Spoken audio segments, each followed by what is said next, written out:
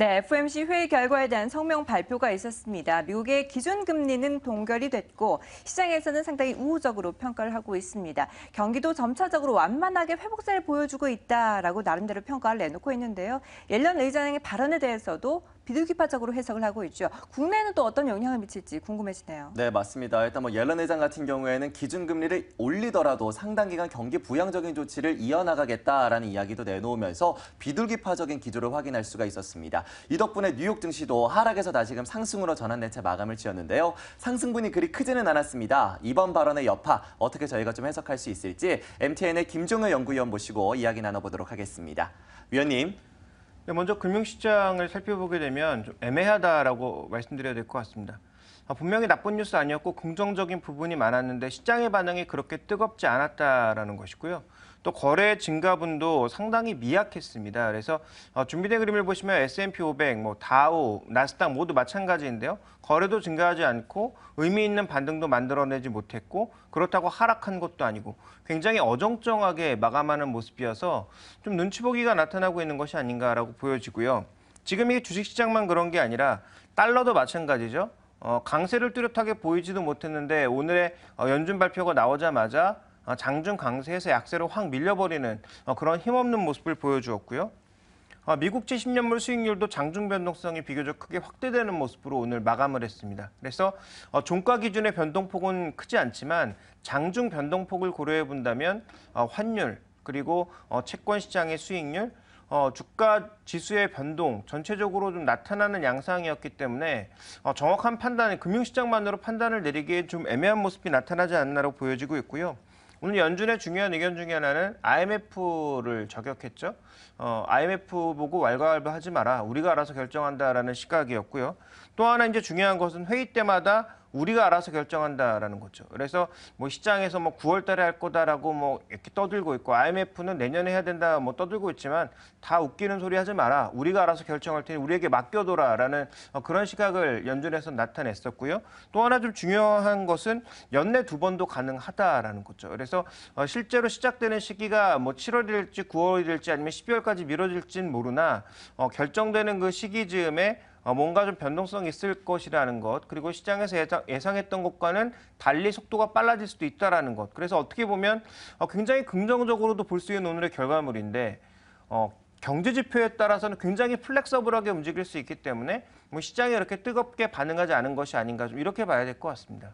네, 어쨌든 기준금리는 일단 동결이 됐습니다. 물론 금융시장의 움직임이 상당히 미미했습니다만 장중의 변동성이 확대됐었던 환율이라든지 국제 수익률 같은 경우의 흐름을 좀 더 유심하게 앞으로도 지켜봐야 될 것이다라고 의견을 내주셨습니다. 자, 일단 FOMC라는 환산을 크게 넘으면서 우리 시장은 다소 좀 안도감을 펼쳐질 것으로 예상을 하고 있는데요. 외국인 매도가 좀 줄어들까요?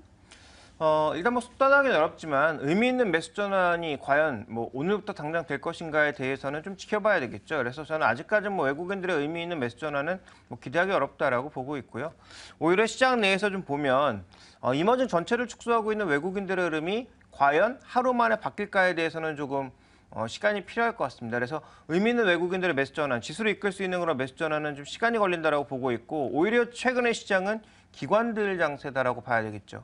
그러니까 기관들이 적극적으로 사고 있는 정유화학주가 유가증권 시장에서 가장 강하고 또 코스닥에서 바이오를 포함해서 게임을 비롯한 기관들이 적극적으로 사고 있는 종목군들만의 랠리가 이어지고 있다는 거죠. 현재 시장은 철저하게 종목 장세라고 결론 지어볼 수 있습니다. 그런데 준비된 그림을 보시면 코스피의 전체적인 PBR은 최근에 바닥을 기고 있는데 최근에 좋았던 종목군들의 그 PBR 표준 편차, 그러니까 좋았던 종목과 안 좋은 종목의 변동성은 그 어느 때보다 역대 그 최고 수준으로 높아져 있는 상황입니다.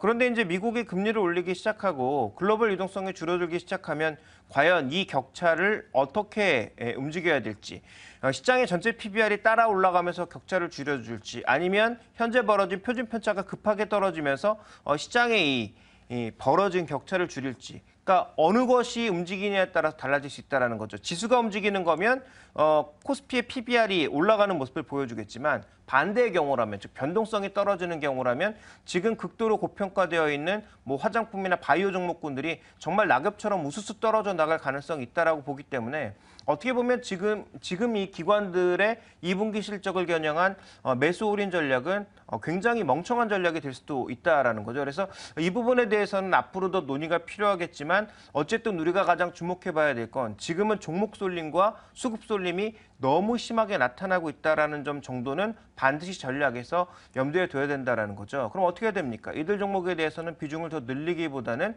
굉장히 시장 상황에 따라서 유연하게 대응하는 것이 가장 전략의 핵심이 되겠다. 오히려 저평가된 종목군들을 지금 사 모으는 것은 나쁘지 않아 보이나 고평가된 종목에 대해서는 더 사 모으는 것이 아니라 줄여가는 것이 어떻게 보면 가장 중요한 전략의 방향이 되겠다. 이렇게 결론 지어볼 수 있습니다. 네, 마침 또 오늘 오후에 유로그룹 회의도 예정이 되어 있기 때문에 변동성에 좀 대비하는 전략이 필요할 것 같습니다. 상대적으로 저평가된 종목들에 대한 관심을 높여보는 것도 좋겠다라는 이야기까지 전해주셨습니다. 자, 이어서 이제 글로벌 여행주들에 대한 시각도 알아보도록 하겠습니다. 앞서서 저희가 트립 어드바이저의 주가를 살펴봤었는데 일단 메리어트 호텔과의 협약을 강화하면서 주가는 15% 가까이 뛰는 모습을 나타냈습니다. 최근 이 같은 흐름에 대해서 어떻게 보고 계신가요? 네, 먼저 세 종목의 주가 동향을 좀 볼까요? 오늘 트립 어드바이저는 관련된 뉴스가 나오면서 급등했습니다. 최근에 주가 동향이 별로 좋지 않았는데 오늘 하루 만에 최근 몇 개월간의 하락을 다 뒤집는 그런 모습을 보여주었기 때문에 또 거래도 급증하는 모습이었죠. 그래서 어쨌든 최근에 굉장히 안 좋았던 흐름을 모멘텀 하나로 극복하는 모습을 보여주었다. 그렇지만 추세는 좋지 않았고요. 올해 연초만 하더라도 완전히 바닥을 먹히는 그런 모습을 보여주었죠. 그러면 익스피디아는 최근에 이제 급하게 조정을 받았습니다만 장기 추세는 꾸준하게 상승하는 모습이다라고 볼 수가 있겠고요.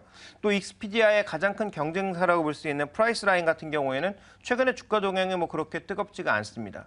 이 세 종목의 주가가 왜 이렇게 각각 엇갈려 가고 있느냐? 각각의 모멘텀과 놓여 있는 위치가 다르다라는 거죠. 왜냐하면 지금 가장 그 중심에 서고 있는 이 익스피디아 같은 경우에는 올해 1월에 경쟁사를 인수하면서 계속 사업 영역을 넓히고 몸집을 불리고 있습니다. 이 업체가 가장 좋고요. 나머지 업체들은 경쟁 심화, 수익성 악화 이런 것들로 인해서 계속 하락하고 있는 모습입니다. 왜냐하면 지금 항공권 가격은 계속 떨어지고 여행 수요는 늘어나고 있지만 항공권이나 아니면 패키지 가격이 떨어지면서 전체적으로 여행사들의 수익성이 떨어질 수밖에 없는 시기거든요. 이것을 익스피디아는 몸집을 불려서 극복하고 있는 상황인데 나머지 업체는 그렇지 못하기 때문에 글로벌 여행사들이 전반적으로 올라가고 있다. 글로벌 여행 수요가 증가하고 있다. 이걸 이제 같은 얘기로 보면 안 된다라는 거죠. 여행 수요가 증가하고 있는 것은 분명하나 잘 대응하고 있는 회사만 주가의 상승을 보이고 있다. 이렇게 봐야 될 것 같습니다.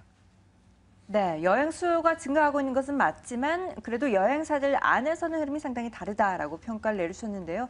그렇다면 국내 여행주들 한번 흐름을 확인해 보도록 하죠. 하나투어가 대표적인데 작년부터 가파르게 상승을 했습니다. 하지만 메르스 직격탄을 맞으면서 이내 주가가 맥을 못 추는 상황인데요. 네. 이 여파를 잘 이겨낼 수 있을까요? 일단 우리가 여행업 전체를 봤을 때 조금 전에 말씀드렸던 대로 구조적으로 성장하고 있는 건 분명히 맞습니다. 아웃바운드, 인바운드 모두 그런데요. 먼저 준비된 그림을 보시면 인바운드 쪽에서는 중국을 중심으로 해외여행객들, 우리나라로 오는 그 해외 외국인들의 숫자가 늘고 있는 것은 분명히 사실이고요.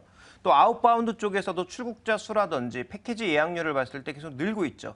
그래서 지금 이 종목들을 여행주를 얘기하는 사람들이 하는 얘기가 뭐냐면 메르스가 이렇게 큰 타격을 입히고 있지만 실제로 해외 패키지 예약률 같은 것들은 크게 줄어들지 않고 있어서 오히려 일본으로 가는 단기 수요 이런 것들이 줄어들고 있는 거지 7, 8월 달에 여행 수요의 패키지 증가율은 전혀 변화가 없어서 금방 주가가 회복될 거다 이런 얘기들을 좀 많이 하고 있는 상황입니다. 근데 이제 문제는 뭐냐면 아까 말씀드렸던 대로 패키지의 전반적인 ASP라든지 아니면 항공권 ASP가 뭡니까? 개별 수익성이거든요. 그러니까 하나 팔았을 때 얼마나 남기느냐가 이제 ASP라고 봐야 되는데 이게 지금 추세적으로 계속 떨어지고 있다는 거죠. 그러면 양쪽으로 느니까 이 분명히 어느 정도 매출이 증가함에 따라서 커버되는 부분이 있겠지만 분명히 수익성 자체가 줄어들고 있습니다. 이 줄어드는 수익성을 만회하기 위해서 하나투어가 하고 있는 것은 지금 호텔, 면세점이라고 하는 인바운드 수요를 늘리기 위한 전략들을 하고 있고요. 이 두 가지 전략에 의해서 밸류에이션이 거의 30배 수준까지 올라갔었습니다.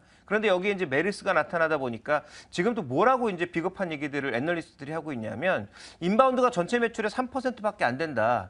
그러면 그 인바운드가 줄어든다고 해서 과연 이 종목이 타격을 받아야 되느냐라는 헛소리를 하고 있는데 중요한 건 뭡니까? 이 인바운드 기대감을 갖고 밸류에이션을 30배까지 끌어올렸다라는 거죠. 그러면 인바운드 매출은 3%밖에 안 되지만 그 기대감으로 주가가 이미 많이 올랐었고 고평가되었기 때문에 그 고평가된 부분은 당연히 거품이 사라진다라는 거죠. 그래서 이 종목에 대한 투자 의견은 7월 달에 결정될 면세점 결정에 따라서 약간의 그 차이는 보일 수 있으나 현재 구간의 밸류에이션도 그렇게 싸지 않다라는 점에 주목해봐야 될 것 같고요. 결국 메르스라고 하는 단기적인 이슈가 마감될 때까지는 시장 수익률을 상회하기는 쉽지 않다라고 봐야 될 것 같습니다. 국내 여행주들에 대해서 다소 좀 보수적으로 이야기를 해주셨습니다. 그간 강한 기대감으로 주가가 높은 밸류에이션을 받았었는데 그 기대감이 메르스 여파로 좀 꺾여났었기 때문에 시장 수익률을 상회하기에는 어려울 것이다 라는 이야기까지 정리해 주셨네요. 자, 이렇게 해서 글로벌 이슈들을 비롯한 국내 시장 이슈들까지 정리를 해봤습니다. 이어서 이제 오늘 우리 시장 전략도 세워보도록 하죠. 네, FOMC라는 산을 넘어선 우리 증시 또 어떻게 시작이 될지 미리 전략을 짜보도록 하겠습니다. 오늘 장 선전략 함께 하시죠.